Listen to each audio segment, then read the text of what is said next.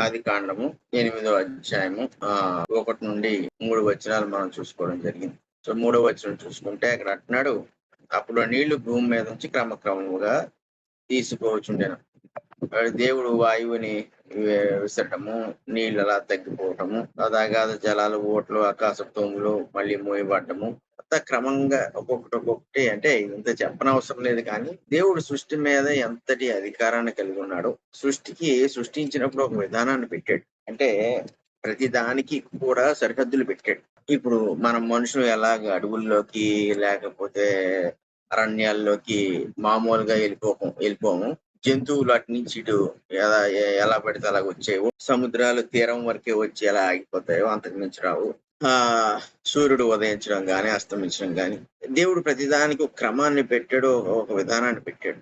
ఆ క్రమమును మానవుని యొక్క పాపం వల్ల మార్చవలసి వచ్చింది దేవుడు కొంతకాలం. అందుకేం చేశాడు, ఈ అగాధ జలాలను అయితే ఏముంది, లేకపోతే ఊటలు ఏముంది, లేకపోతే ఆకాశపు మబ్బులు, ఇవన్నీ వీటన్నిటినీ కూడా దేవుడు వాటి యొక్క పరిధిని పెంచాడు. అంటే వాటి సరిహద్దులు తీసేసినప్పుడు మానవునికి మరణం అనేది, అంటే అపరాధులకి మరణం అనేది కలిగినప్పుడు దేవుడు అంతా యథావిధిగా మళ్ళీ చేసేసాడు చెప్పొచ్చు. కానీ వీటినైతే దేవుడు హద్దులు లేకుండా విడిచిపెట్టాడు, వాటన్నిటిని మళ్ళీ వాటి హద్దుల్లో ఉంచాడు. దీనికి కారణం కూడా ఉంటుంది, తర్వాత మనకు తెలుస్తుంది.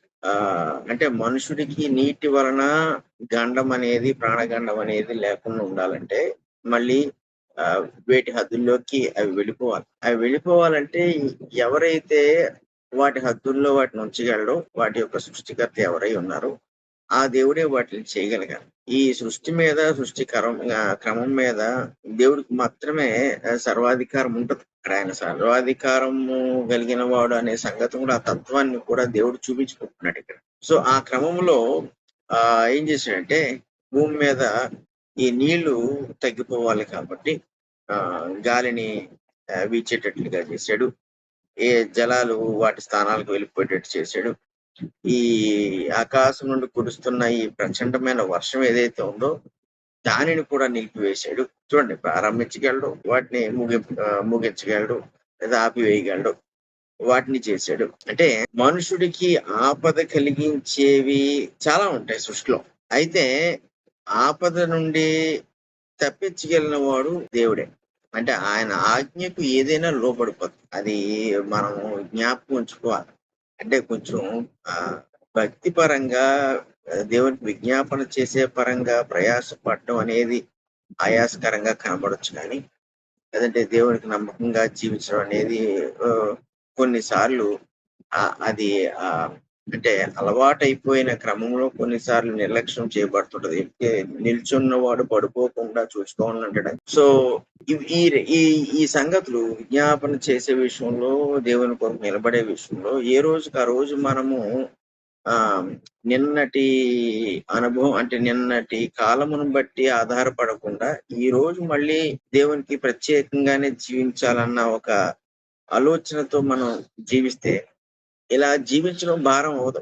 నోహుకి 500 సంవత్సరాల విశ్వాసంతో జీవించినందుకు అది అతనికి భారం కాలేదు. సో ఈ క్రమంలో మనము జీవిస్తున్నప్పుడు దేవుడికి ఇంత సర్వాధికారము ఉన్నదని మనం గ్రహించాం కాబట్టి, ఈ సర్వాధికారాన్ని దేవుడు మన కొరకు లేదంటే మన మేలు కొరకు, మన కాపుదల కొరకు ఆయన ఉపయోగించగలడనేది కూడా మనకి అవగాహనలో ఎప్పుడు నిలిచి ఉంటుంది. దానివల్ల ఏమవుద్ది అంటే, కొన్ని మనం తప్పించలేము అన్న పరిస్థితులను మనం విజ్ఞాపన ద్వారా, విశ్వాసం ద్వారా మనం తప్పించేసుకోగలం. సో దేవుడు కూడా మన కొరకు చూడండి, నోహు ఎన్ని అడగలేదు, కానీ దేవుడు తీసుకొచ్చిన ఉపద్రవాన్ని బట్టి అపరాధుల మీద దేవుడే మళ్ళీ నోహు నీతిని బట్టి ఆయన సంతృప్తి చెందాడు కాబట్టి మళ్ళీ భూమి మీద తాను వేటికైతే హద్దులు నియమించాడో ఆ హద్దుల్లోకి వాటిని పంపించాడు. సో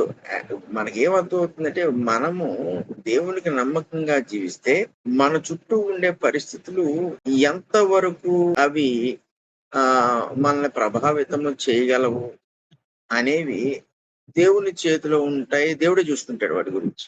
ఈ నమ్మకంగా జీవించే విషయంలోనే కష్టం. అది ఎంత భక్తి చేసే వాళ్ళకైనా పౌలు కూడా అంటాడు. నేను చేయాలనుకుంది చేయలేకపోతున్నాను, చేయకూడదు అనుకున్నది చేస్తున్నాను అంటాడు. అంటే ఒక రకంగా ప్రయాసే.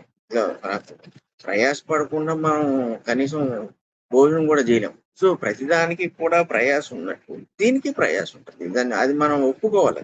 యాక్సెప్ట్ చేయాలి. నేను ఏంటి బాబు ఈ వాక్యం చదవబెట్టి, ప్రార్థన చేయడం ఏంటి, దేవునికి ఇలాగా భక్తి చేయడం ఏంటి, ఇదంతా చేయలేకపోతున్నాను అనే ఒక తలంపు మనలోకి వచ్చిందనుకోండి, మరి అప్పుడు మిగిలిన వాటిలో కూడా ప్రయాస పడడం మానేయాలి. అంటే ఏంటి, ఇంట్లో ఆడవాళ్ళు వంట వండడం మానేయాలి, పురుషులు ఉద్యోగానికి వెళ్ళడం మానేయాలి. ఎందుకు రోజు అదే ఉద్యోగానికి వెళ్తే 30-40 సంవత్సరాల నుంచి బోర్ కొట్టదా? రోజు వంట చేస్తుంటే బోర్ కొట్టదా? ఈ ప్రయాస ఎంతకాలం అలా మానేశారు అనుకోండి, ఎవడి పని ఆడు. అప్పుడు ఎలా ఉంటుంది చూడండి. మొత్తం కుటుంబం అంతా అస్తవ్యస్తం అయిపోతుంది. కానీ దానిని మనం క్రమముగా ఉంచుకోవాలనుకుని మనకున్న జ్ఞానంతో ఎవడి పని ఆడు చేస్తున్నప్పుడు, స్త్రీల పని స్త్రీలు చేస్తున్నారు, పురుషుల పని పురుషులు చేస్తున్నప్పుడు, ఈ బాధ్యతలు నిర్వర్తిస్తున్నప్పుడు, సృష్టికర్త విషయంలో ఈ బాధ్యత నిర్వర్తించే విషయంలో, అది కూడా మన కాపుదల విషయంలో ఆయన మనకు చెప్పకుండానే బోల్డ్ చేసేస్తుంటాడు దేవుడు. నోవాహు విషయంలో ఇక్కడ చేస్తున్నాడు. అలాంటివి జరగాలనుకున్నప్పుడు మనము ఆ బాధ్యతను స్వీకరించాలి. అంటే సంతోషంగా స్వీకరించాలి.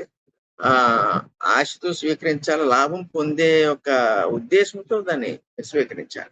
అప్పుడు మనం చేయగలుగుతాం. ఇది పరిపాటి అవ్వాలి తప్ప బలవంతంగా చేయటం అనేది ఎంతో కాలం చేయలేం. అలవాటు చేసుకోవాలి. ఎందుకు అలవాటు కూడా ఈ విశ్వాసం వల్ల దేవుని మీద మనకు కలిగే ప్రేమను బట్టి కానీ, లేదా దేవుని కొరకు కలిగే ఆశను బట్టి కానీ, దేవుని నుండి పొందాలనే ఆసక్తిని బట్టి కానీ ఇవి కలుగుతూ ఉంటాయి.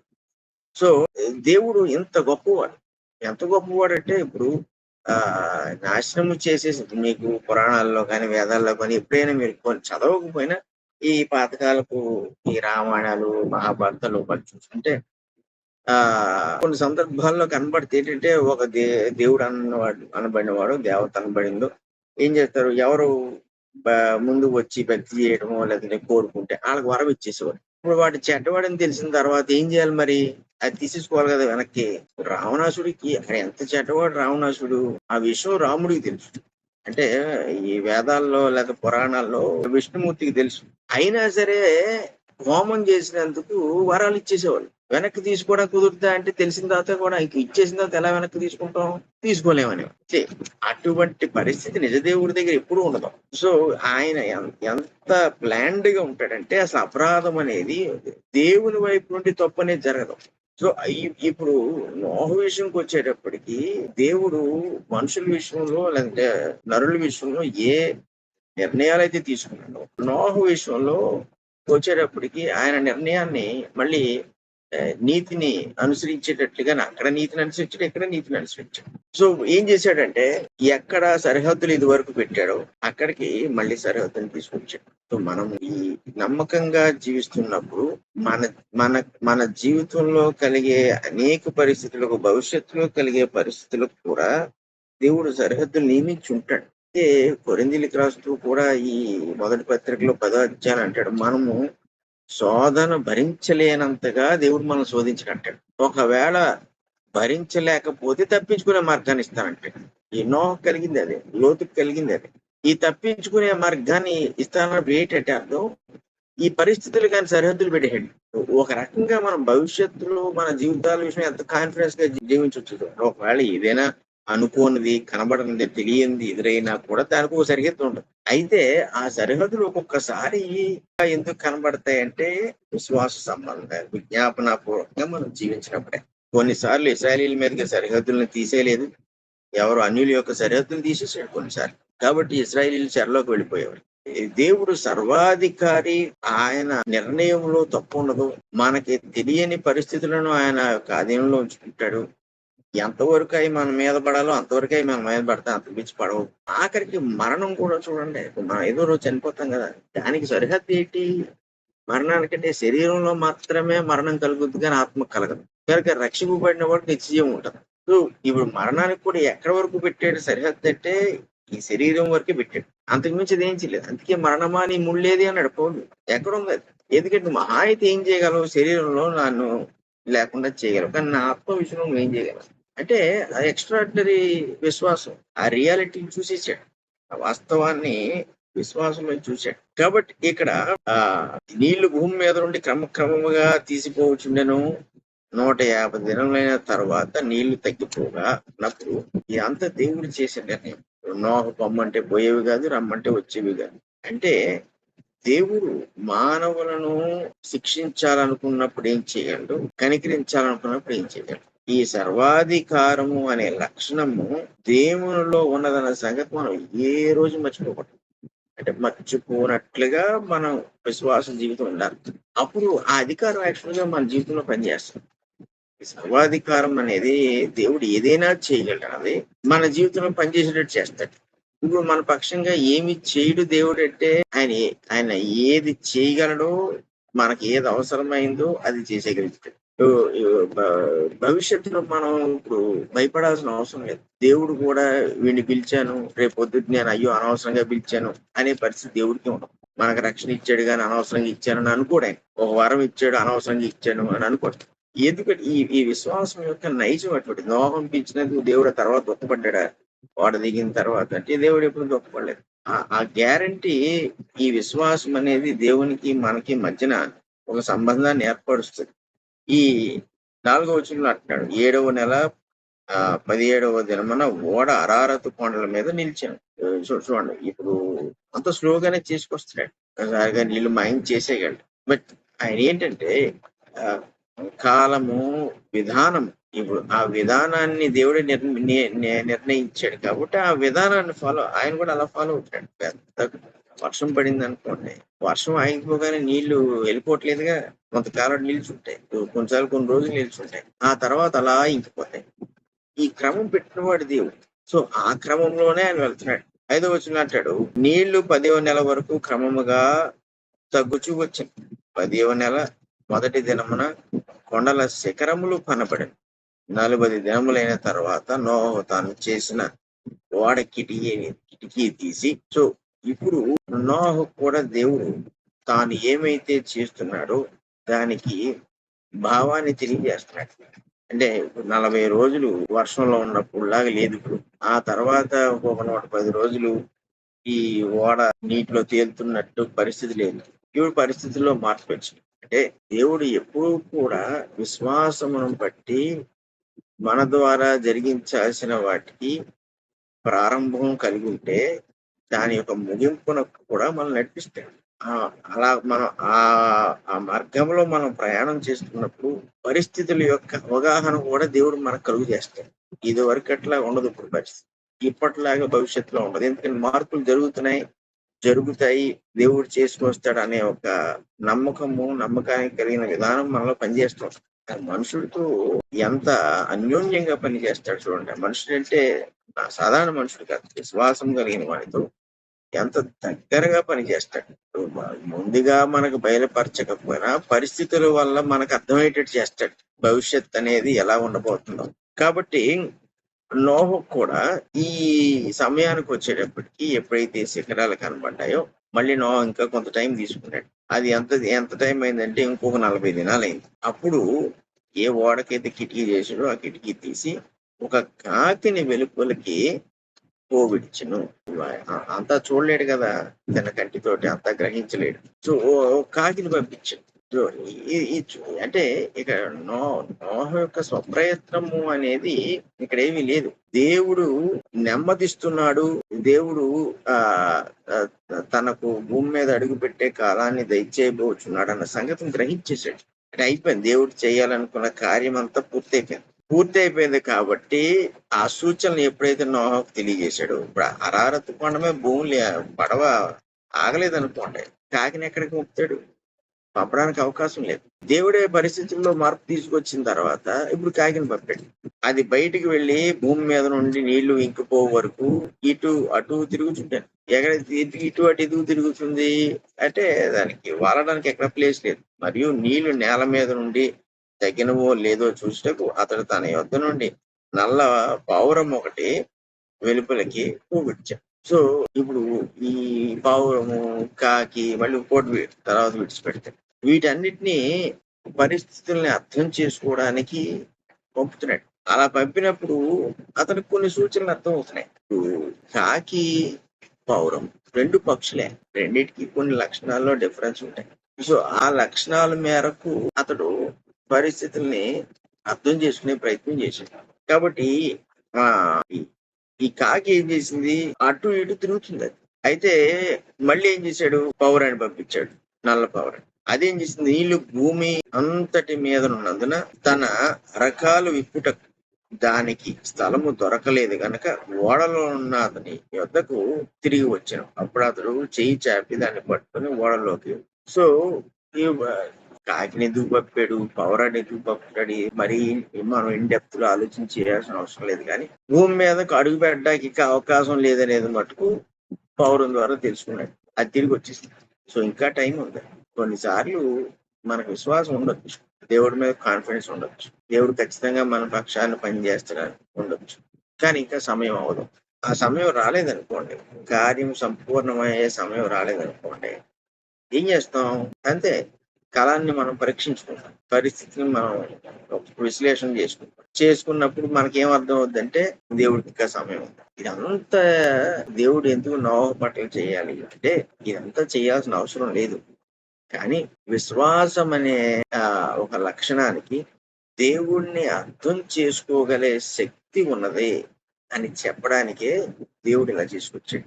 మీరు పరిశుద్ధ గ్రంథంలో ఏ భక్తునే తీసుకోండి, ఒక సామాన్య విశ్వాసం తీసుకోండి, ప్రతి వాళ్ళు కూడా విశ్వాసమును బట్టి దేవుణ్ణి అర్థం చేసుకున్నారు. దేవుణ్ణి అర్థం చేసుకోగలిగే శక్తి విశ్వాసములో ఉన్నది అని దేవుడు ఆ మనుషులకు తెలియజేసేవాడు. నోహుకు తెలియజేశాడు, అబ్రహాముకు తెలియజేశాడు, ఆఖరికి ఎందుకు సమూయేలు కన్నా అన్నకు కూడా తెలియజేశాడు. ఇలా ప్రతి వానికి కూడా దేవుడు తను అర్థం చేసుకునే శక్తి కేవలం విశ్వాసంలోనే ఉంది, ఇంకెందులో లేదు. సో మనకు విశ్వాసం ఉంది అంటే అది మంచి సంగతి. ఇప్పుడు అందుకే నిరీక్షణ అనేది పెట్టాడు. ఇప్పుడు ఈ నిరీక్షణ అనేది ఏం చేస్తుంది మనకంటే, దేవుడు మన పట్ల ఎలాగ పని చేస్తున్నాడు అనేది మనకు అర్థం అవుతుంది. అన్నిసార్లు ఎందుకు చేస్తున్నాడో మనకు అర్థం కాకపోవచ్చు, కానీ పని చేస్తున్నాడు అనమాట అర్థం అవుతుంది. అందుకే చూడండి, కాకిని పంపిన తర్వాత నోహకు విసిగిపోలేదు. పౌరాన్ని పంపాడు, అది తిరిగి వచ్చేసింది, దాన్ని పట్టు తీసుకొచ్చాడు, అయినా సరే విసుక్కుపోలేదు. అది ఇశ్రాయేలుని చూడండి, అరణ్యంలో తిండి లేకపోయేటప్పుడు శనిగేసుకున్నారు, ఎర్ర సముద్రానికి వస్తే శనిగేసుకున్నారు, నీళ్లు లేకపోతే శనిగేసుకున్నారు, మాంసం లేకపోతే శనిగేసుకున్నారు. అందుకే హెబ్రీ పత్రికలు అంటాడు, వాళ్ళందరూ నశించుకోవడానికి కారణం ఏంటంటే అవిశ్వాసమే అన్నాడు. అవిశ్వాసం వల్ల ఎందుకు చనిపోవాలంటే అవిశ్వాసము దేవుని అర్థం చేసుకోనివ్వదు. ఎంతసేపు నేను, నాకు, నా ఇష్టం.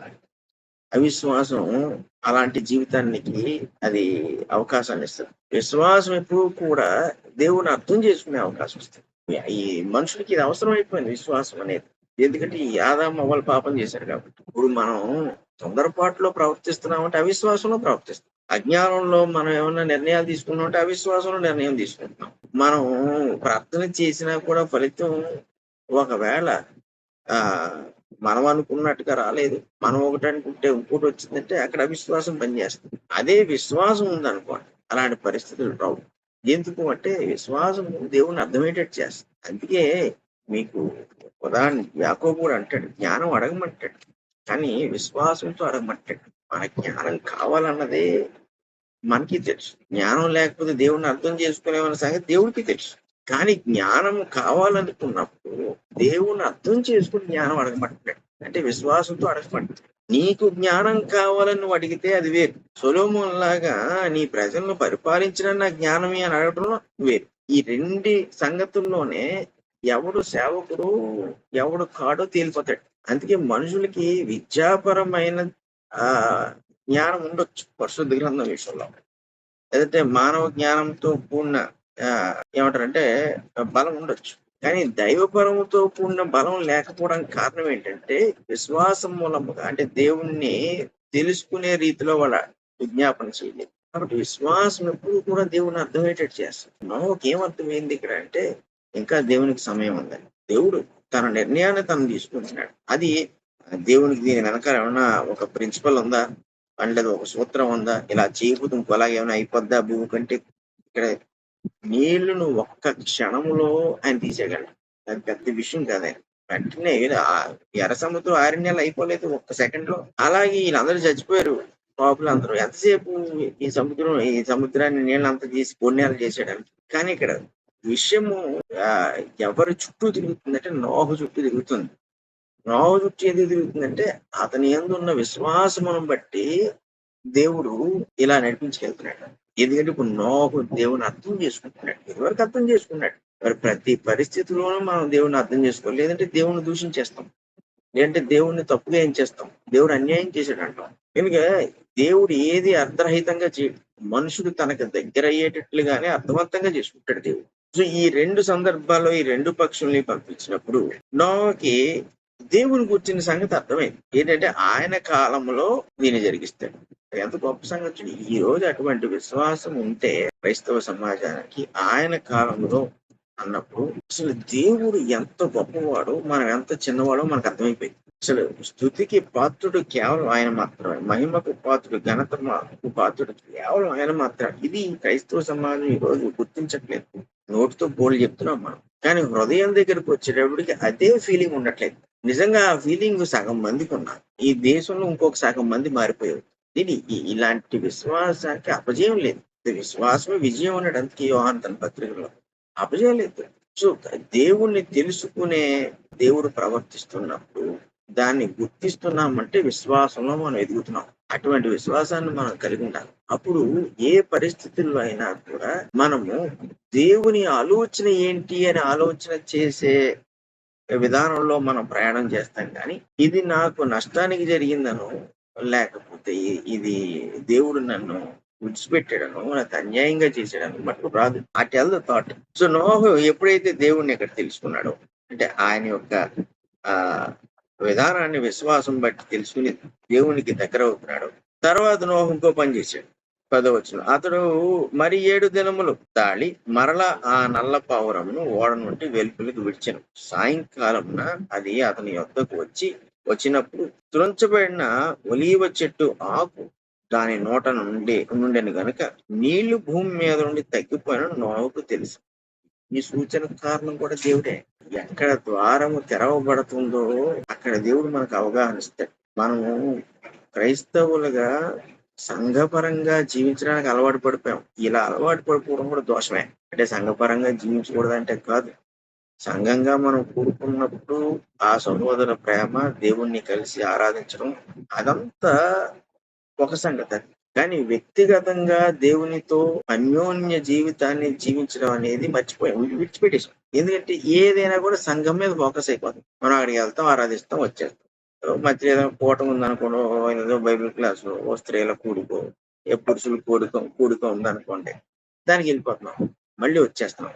ఏదైనా సంఘం మీదే ఆ డైరెక్షన్ లో వాళ్ళు నడిపిస్తున్న వాళ్ళు ఉన్నారు కదా, సేవకుడు ఉన్నాడు, లేకపోతే అక్కడ ఇంకొకడు ఉన్నాడు, ఈ డైరెక్షన్ వెళ్ళిపోతున్నాం. జీవితం అంతా ఆ డైరెక్షన్ లో వెళ్ళాలనుకుంటే సంఘంగా కూడుకోని దినాల్లో ఏం చేస్తాం? అప్పుడు ఎవడు మనకు డైరెక్షన్? అప్పుడు ఎలాగ మనం దేవునితో సహవాసం చేస్తున్నట్టు? సో ఇది వ్యక్తిగతంగా దేవునితో మనకి కంపల్సరీ సంబంధం ఉండాలి, ఒక బంధం ఉండాలి, అది అన్యోన్యమైనది ఉండాలి. అలాగైనప్పుడు దేవుడు జీవితంలో కలుగుతున్న పరిస్థితులకు కలిగిస్తున్న సూచనలు అసలు ముందు మనం అలా ఉంటే సూచనలు కలిగిస్తాడు. నోహుకి ఎందుకు ఈ సూచనలు ఇచ్చాడు దేవుడు అంటే, నోహు దేవునితో అంత అన్యోన్యంగా ఉన్నాడు కాబట్టి. ఆ అన్యోన్యత లేకపోతే అసలు వాడు ఎక్కేవాడే కాదు. సో చాలా సార్లు జీవిత పరిస్థితులకు మనకు సూచనలు కనబడం. ఒక నిర్ణయం తీసుకోవాలన్నా, ఒక పని చేయాలన్నా సూచనలు కనబడకపోతే అర్థం ఏంటి అంటే దేవుణ్ణి అర్థం చేసుకునే అంతగా మన విశ్వాసం లేదు. అయితే ఇలా జరుగుతుంది అనుకోండి, సంఘపరంగా ఉంటే ఉండొచ్చు, మంచిదే. కానీ వ్యక్తిగతంగా కూడా దేవుని దగ్గర మనం నమ్మకంగా ఉంటున్నాం, దేవునికి కోరుకున్న బిడ్డలుగా ఉంటున్నాం. ఏంటి ఓ పౌలు లాంటి తీసుకోండి, సువార్త చేశాడుగా, సంఘాలను నిర్మించాడుగా, మళ్ళీ ఆ సంఘాలని వెళ్ళి విజిట్ చేసి వాడు ఎలాగ ఉన్నారు, మళ్ళీ వాళ్ళకి ఉత్తరాలు ఇన్ని చేసిన వాడు మిగిలిన రోజులు ఏం చేస్తున్నాడు అంటే, అతడు ఏ ఊరు వెళ్తే ఆ ప్రాంతంలో ప్రార్థనకు ఒక చోటును వెతుక్కునేవాడు. ఇప్పుడు అలాగూ దేవునితో ఎప్పుడు సంబంధాన్ని కలిగి ఉన్న సంబంధాన్ని పెంచుకునేవాడు తప్ప తగ్గించుకోలేదు. పేతురైన, యోహానయ్య అందరూ. లేకపోతే ఎవరు చచ్చిపోతాడు యేసు ప్రభు కొరకు? ఈ సువార్త కొరకు చనిపోయే పరిస్థితి వస్తే మమ్మల్ని చంపేసుకోండి ఎవడంటాడు? ఈ అన్యోన్య సంబంధం అనేది వాళ్ళు కేవలం సంఘంగా కూడుకున్నప్పుడు మాత్రమే దేవుణ్ణి ఆరాధించారు. ఈరోజు సంఘాలు ఇలా పడైపోయినాయి. సంఘాల్లో సేవకులే కుదురుగా ఉండట్లేదు, వాళ్ళ జీవితాలే బాగాలేదు. ఈ విశ్వాసుల జీవితాన్ని ఏం బాగు చేస్తాడు? ఎక్కడ చూసినా ఏదో ఒక అపరాధం, దోపిడీతనం లేదంటే చెడు మార్గం ఇలాంటివి ఉంటున్నాయి. మనం అప్పుడు దాకా మంచోడు అనుకుంటున్నాం. సడెన్‌గా ఏదో ఒకటి వింటున్నాం. ఉండేటడికి కొలాప్స్ అయిపోయిన ఫీలింగ్. ఇదేంట్రా బాబు! ప్రతివోడు ఇంతేనా అన్నట్టు ఉంటది. ఆ పరిస్థితి వచ్చేసింది. కారణం ఏంటంటే కేవలం ఒక దినానికి, ఒక గడియకి పరిమితం అయిపోయి మన విశ్వాస జీవితాన్ని కొనసాగించుకుంటున్నాం. అది నెరవేర్చేస్తే మనకు విశ్వాసం ఉందనుకుంటున్నాం. ఆ కార్యక్రమంలో పాల్గొంటే మనకు విశ్వాసం ఉందనుకుంటున్నాం. క్రైస్తవులం దెబ్బతినేస్తాం. ఎందుకంటే దేవుడు రాకడొచ్చినప్పుడు ఎలాగో దెబ్బతినేస్తాం. కానీ జీవితంలో కొన్ని పరిస్థితులు ఎదురైనప్పుడు మనం గెలవలేం. అప్పుడు సేవకుడు ఇంటికొచ్చి ప్రార్థన చేసేస్తాడు. సంఘం అంతా కూడా కూడుకున్నప్పుడే జ్ఞాపకం చేసుకుంటారు మిమ్మల్ని ప్రార్థనలో. అది కూడా ముగింపు ప్రార్థనలో ప్రభా పలానా సోదరి, పలానా సహోదరుడికి అనారోగ్యంగా ఉంది. ఆయన బాగు చేయనని స్వస్తినని అంటాడు అంతే. మళ్ళీ ఆడి ఇంటికెళ్ళి ఏమి చేయడు. ఎందుకు చేయడంటే వాడు ఆ ఒక్క దినానికే కట్టుబడి ఉన్నాడు. ఇప్పుడు మన కొరకు ఎవరు ప్రార్థన చేస్తాడు? మనం ఇప్పుడు మన వాట్సాప్‌లో పెడతాం. లేకపోతే ఏంటంటే ఇంకో దాంట్లో పెడతాం. ఫోన్‌లు చేస్తాం. ప్రార్థన చేయండి అంటాం. ఇది చేయండి అంటాం. అది చేయండి అంటాం. ఈళ్ళు కూడా సరే అమ్మా అలా అంటారు. అంతేకాదు ఫోన్‌లో చేసేస్తాడు ప్రార్థన అక్కడికక్కడే. మళ్ళీ రెండోసారి ఏం గుర్తుపెట్టుకోడు. ఎందుకు జరుగుద్ది? ఇప్పుడు ఎవరైనా మనల్ని ప్రార్థన చేయమని అడిగారనుకోండి, మనం బాధ్యతగా తీసుకోగలగాలి. ఎందుకంటే ఆ వ్యక్తి బాధను మనం ఎలా అర్థం చేసుకుంటాం? మనం ఆ బాధలో లేనప్పుడు, ఆ బాధలో మనం లేకపోతే మనకు బాధ్యత ఎందుకు కలుగుద్ది? కానీ ఆ బాధ్యత మనకు కలుగుతుందంటే అర్థం ఏంటంటే మనకి దేవునితో ఉన్న సంబంధం. అప్పుడు కేవలం ఏదో ఒక ఆదివారం వెళ్ళే క్రైస్తవులుగా ఉండం. ప్రతిరోజు దేవునితో నడుస్తున్న క్రైస్తవులుగా హనోకు గురించి చెప్పాడు. 300 సంవత్సరాల్లో దేవునితో నడిచాడన్నాడు. ఏ దినాలు తీసేసాడు అందులోంచి, ఏ దినాలను కలుపుకున్నాడు. ప్రతిరోజు దేవునితో నడిచాడు. ఇప్పుడు అలాంటి వాళ్ళకి దేవుడు ఇప్పుడు ఇలాంటి స్థితిని ఇస్తాడు. ఇప్పుడు నోవాకి ఇలాంటి స్థితిని ఇచ్చి, ఆ ఓడలో ఉంచి, అంత భద్రంగా ఉంచి, దానికి వర్షానికి ఒక కాలం నియమించి, మళ్ళీ ఓడ కొండ మీద నిలవడానికి ఒక సమయాన్ని నిలబెట్టి, మళ్ళీ ఇతను ఒక కాకిని పంపేటట్టు, ఒక పౌరాన్ని పంపేటట్టు, ఇ ఇలాంటివన్నీ చేసుకొస్తాడంటే నోవహుని దేవుడు ఎంత ప్రేమించి ఉండాలి. నోవహుకి దేవుని పట్ల ఎంత నమ్మకం ఉండాలి. దేవుడు ఆ విశ్వాసాన్ని కేవలం నోవహు కొరకు మాత్రమే కాదు, రాబోయే తరాలకు కూడా బయలుపరుస్తున్నాడు. నా టైమింగ్‌లో జీవించేవాడే నా భక్తుడు. అది దేవుని యొక్క రియాలిటీ. ఆయన యొక్క థియరీ అది. ఆయన సూత్రం ఏదైనా ఉంది, ఒక సిద్ధాంతం ఉందంటే, నా సమయానుసారంగా జీవించేవాడే నా భక్తుడు. అది పరిశుద్ధ గ్రంథం ఎందుకు రాశాడంటే, ఇన్ని వేల సంవత్సరాల తర్వాత మనలాంటి వాడు కూడా అర్థం చేసుకోవాలి. ఇది పౌలుకి అర్థమైంది. ఇది పేతురుకి అర్థమైంది. యోహానుకి అర్థమైంది. అందరికి అర్థమైంది. ఆదిమ సంఘంలో చాలా మందికి అర్థమైంది. మనం కూడా అర్థం చేసుకున్నాం అనుకోండి. అది ఇలాగే మనకు మేలు చేస్తుంది. సో, ఆ నీళ్లు తగ్గిపోయిన సూచన నోవహుకొచ్చింది. అతడు ఇంకా మరి 7 దినములు తాళి ఆ పావురమును వెలుపలికి విడిచెను. నీళ్లు తగ్గాయని చూసాడు తప్ప, నీళ్లు పూర్తిగా ఆరిపోయాయని ఇంకా నోవహుకు కన్ఫర్మేషన్ రాలేదు. చూడండి, దేవుడు మాట్లాడొచ్చు కదా! ఇప్పుడు నోవహుని పిలుచుకున్నాడు. ఏమయ్య నువ్వు వెళ్ళి ఆ ఓడను కట్టు. నువ్వు మాత్రమే నీతిమంతుడివి కనబడ్డావు. ఈ చెక్కతో కట్టు, ఈ పొద అన్నీ చెప్పాడు. చెప్పినోడు నేల ఆరిపోయింది దిగిపోని ఆయన చెప్పొచ్చు. దేవుడు అనేక రకాలుగా ఆశ్చర్యకరంగా పని చేస్తూ ఉంటాడు. ఎందుకంటే మనుషుడికి అంటే ముఖ్యంగా శరీరమును పడిపోయిన మానవుడికి ఒకే రీతిగా మీరు చెప్తున్నారనుకోండి, కొన్నాళ్ళకి ఇంకా తలకెక్కదు. దేవుడు ఎందుకు ఇన్ని రకాల కార్యాలు ఎంచుకున్నాడు ఆదికాండం నుంచి ప్రకటన వరకు మనం చూసుకుంటే. ఆయన ఏదైనా చేయగలని ఒకటే ఖచ్చితంగా. మనుషుడికి దేవుని విషయం కూడా ఎప్పుడు ఆశ్చర్యం కలగాలి. వాడు అనుకున్నట్టు దేవుడు పని చేస్తాడని వాడు అనుకోకూడదు. దేవుడు అనుకున్నట్టే దేవుడు పని చేస్తాడని వీడికి అర్థం కావాలి. అందులో దేవుడు ఎప్పుడు ఉత్తమంగానే వాడి గురించి ఆలోచన చేస్తాడని వాడు విశ్వసించాలి. లేదు అంటే ఈ పాపంలో మళ్ళీ పోతాడు. సో, మనుషులు చూడండి, మీరు చూసుకోండి, సాధారణంగా చూడండి. మీకు ఫోను ఓ సంవత్సరం, 2 సంవత్సరాలు, 3 సంవత్సరాలు బోర్ కొడితే ఏం చేస్తారు? ఇంకో ఫోన్ కొంటున్నారు. ఏదైనా సరే మనకి దాని మీద ఇష్టం తగ్గిపోతే వెంటనే ఇంకోటి మన మనసు ఇంకో దాని మీద తిప్పేసుకుంటాం. ఇప్పుడు నోవహు పట్ల ఇవన్నీ దేవుడు చేస్తున్నాడంటే నోవహుకి ఆసక్తికరంగా ఉంచుతున్నాడు విషయాన్ని. ఎంత ఆసక్తికరంగా ఉంచుతున్నాడో అంత నమ్మకాన్ని కూడా నోవహు ఇక్కడ చూపించుకుంటున్నాడు. ఏంటంటే నువ్వేం చేసినా నా మంచికే. నువ్వేం చేస్తే ఆ ప్రకారంగా నేను నడుచుకుంటాను. ఆ స్టాండర్డ్‌కి వచ్చాను. దేవుడు నీళ్ళని తగ్గించాడు. పూర్తిగా ఆరిపోనివ్వలేదు. ఇంకొక 7 రోజులు ఆగాలనుకున్నాడు. చూడండి, ఈ దినాల కాలిక్యులేషన్ కూడా ఎంత గొప్పగా కాలిక్యులేట్ చేసుకున్నాడో. ఎందుకంటే ఆ దినాల పరంగానే దేవుడు కార్యం చేసుకొస్తున్నాడు. సో, ఇంకొక 7 దినాలు ఆగిన తర్వాత ఏం చేశాడు? ఈ మళ్ళీ పౌరాన్ని పంపించాడు. 12వ వచనం. ఆ తర్వాత అది అతని వద్దకు తిరిగి రాలేదు. తిరిగి వచ్చేయాలి కదా! వాస్తవంగా ఇప్పటిదాకా తిరిగి వచ్చినాయి. కాకి అటు ఇటు తిరుగుతా ఇంక బహుశా ఆ ఓడ పైన కూర్చుని ఉంటది. ఇతని దగ్గరికి రాలేదు. ఇప్పుడు ఆఖరిసారిగా విడిచిన ఆఖరిసారి అంటే ఈసారి విడిచిపెట్టాడు పావురాన్ని. ఆఖరిసారి అవుద్దని అతనికి ఐడియా లేదు. కానీ అది తిరిగి రాలేదు. మరి దేవుడు ఏం చెప్తున్నాడు అంటే, విశ్వాసమును బట్టి పరిస్థితులను అవగాహన చేసుకునే సామర్థ్యతను దేవుడు మనకిస్తాడు. అది కేవలం విశ్వాసంలో ఉంటది. ఎందులో ఉంటది? దేవుని మీద ఉంచిన నమ్మకం. ఇప్పుడు నీకు శిష్యులు యేసుప్రభువుని ఒకానొక సమయంలో అడిగారు, ప్రభువా మా విశ్వాసమును వృద్ధి చేయము అన్నారు. అసలు ఎందుకని ఉంటారు వాళ్ళు? ఎందుకంటే ఒక సమయం వరకు యేసుప్రభు అర్థమయ్యాడు వాళ్ళు. ఆ తర్వాత వాళ్ళు చూస్తున్నారు కానీ ఆ స్థాయిని వాళ్ళు అర్థం చేసుకోలేకపోతున్నారు. చూస్తున్నారు ప్రభువుని. ప్రభు పరిశుద్ధుడని తెలుసు. ఆయనలో ఏ తప్పు లేదని తెలుసు. ఆయనకి బ్రహ్మాండమైన జ్ఞానం, సర్వజ్ఞుడని తెలుసు. ఆయన గురించి అన్నీ తెలుసున్నారు. కానీ ఈయన లాజిక్, ఈయన సమాధానం చెప్తున్న విధానం, ఈయన చెప్తున్న ఉపమానాలు, ఈయన చేస్తున్న కార్యాలు ఒక్కొక్కసారి ఒక్కొక్కలా చేస్తాడు ఆశ్చర్యంగా. కార్యం అయితే జరిగిపోతుంది. కానీ ఎలా? ఇలాగే ఎందుకు? ఈ మనుషులకు కలిగే ప్రశ్న. ఇప్పుడు వీటన్నిటిని మానవ పరంగా వాళ్ళ జ్ఞానాన్ని ఉపయోగిస్తున్నప్పుడు వాళ్ళు కన్ఫ్యూజ్ అయిపోతారు. ప్రభువు కూడా వాళ్ళని వెళ్ళిస్తాడు ఆ మార్గంలో. సో వాళ్ళు చివరికి వాళ్ళే తర్జన భర్జన పడి ఎక్కడికి వచ్చారంటే, అంటే దీనికి మానవ పరమైంది అసలు ఇక్కడ సొల్యూషన్ లేదు. మనుషుల వల్ల, మనుషుల జ్ఞానం వల్ల, మనుషుల్లో జరుగుతున్న సంగతులను బట్టి ప్రభువు చేస్తున్న దానికి సొల్యూషన్ లేదు. మరి ఏంటి సొల్యూషన్ అంటే ఆయన యందు విశ్వాసం. సో ఆ విశ్వాసం కావాలన్నారు. అప్పుడు వచ్చింది వాళ్ళకి ఆ మనసు, అబ్బాయి ఈయన అర్థం చేసుకోవాలి, ఈయన చేస్తున్నావు అర్థం చేసుకోవాలి, ఈయన చెప్తున్నావు అర్థం చేసుకోవాలి, అసలు ఎందుకు ఇలా చెప్తున్నాడో అర్థం చేసుకోవాలి. అందరూ ఒకలా మాట్లాడితే ఈయన ఇంకోలా ఎందుకు మాట్లాడతాడు? పైగా ఇందులో ఏ దోషం ఉండట్లేదు, అయినా మనుషుల్లో దోషం కనబడుతుంది. అంటే మన విశ్వాసమే ఎదగాలి. అందుకని అది విశ్వాసం వృద్ధి చేయబడాలి. ఇలాంటి నోవాహు ఇక్కడ ఏం చేస్తున్నాడు? తన జీవితంలో దేవుడు విశ్వాసపరంగా వృద్ధి చేస్తున్నాడు. కానీ భవిష్యత్ కాలాన్ని విడిచిపెట్టలేదు. భవిష్యత్ కాలంలో ఎన్ని తరాలైతే వస్తాయో అందుకే ఆయన ఎవరిని పిలుచుకున్న పరిశుద్ధ గ్రంథంలో ఒక విశ్వాసపు చరిత్ర వెతుకుంటారు. ఆ ముందు ఒకలా ఉంటాడు, తర్వాత ఒకలా ఉంటాడు, కొన్నాళ్ళకి ఇంకొకలా ఉంటాడు. వాళ్ళ ద్వారా దేవుడు చేసుకునే కార్యాలు ఇంకా గొప్పగా ఉంటాయి. ఏంటంటే దేవుని అర్థం చేసుకునే క్రమంలో వాళ్ళు ఎదిగిపోతున్నారు. 13వ వచనం అంటున్నాడు, మరియు 601వ సంవత్సరం మొదటి నెల తొలి దినమున నీళ్లు భూమి మీద నుండి ఇంకిపోయిన నోహు ఓడ కప్పు తీసి చూచినప్పుడు నేల ఆరి ఉండేది. సో చూడండి ఎంత టైం పట్టిందో దీని అంతటికి ఓర్పు నోహు వహిస్తే ఆ ఓర్పు వెనకాల దేవుడికి ఇష్టమైనది చేసుకుంటాడన్న విశ్వాసం అతనిలో పనిచేస్తుంది. సరే, మనకు సమయం అయింది. మళ్ళీ రేపు కలుద్దాం. ప్రార్థన చేసుకుందాం. పరిశుద్ధులకు తండ్రి, ప్రేమ కలిగిన దేవా, మీకు స్తుతులు స్తోత్రాలు.